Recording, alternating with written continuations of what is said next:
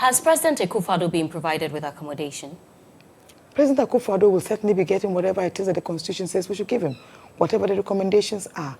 And I hope that beyond what happened to Mr. Mahama, embarrassing as it was then and still is, I hope we don't repeat those sorts of mistakes. People come into the presidency and they actually sacrifice a great deal. Having served Mr. Mahama all these years, Sewa, it takes a lot to serve Ghana as president. For the citizens to offer a former president one house or two, I think it's not too much to ask. What President Akufo-Addo and Vice President Mahmoud Bawumia did to John Mahama is a matter that we would rather leave in the books of history. Unfortunate, regrettable, unnecessary as it was, I'm delighted that we came out of it. Okay. There are many things also that are still outstanding. You know, he never got his office, for example. And I think there's even a requirement that they be given a home, even in the places where they come from. Mr. Mahama still has his own house in Bole, for example.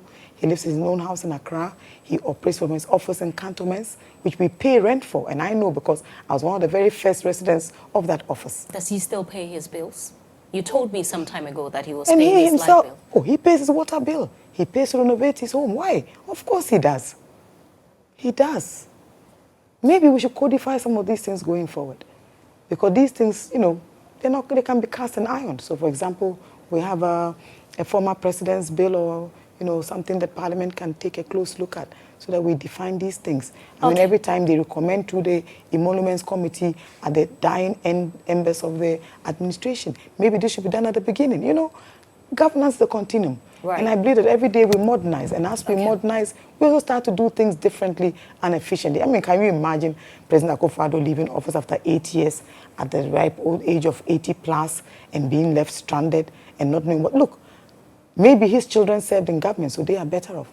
Mr. Mahama had very young children at the time. You've seen them all. They are all within the ages of 20 and 30. Just imagine what that was.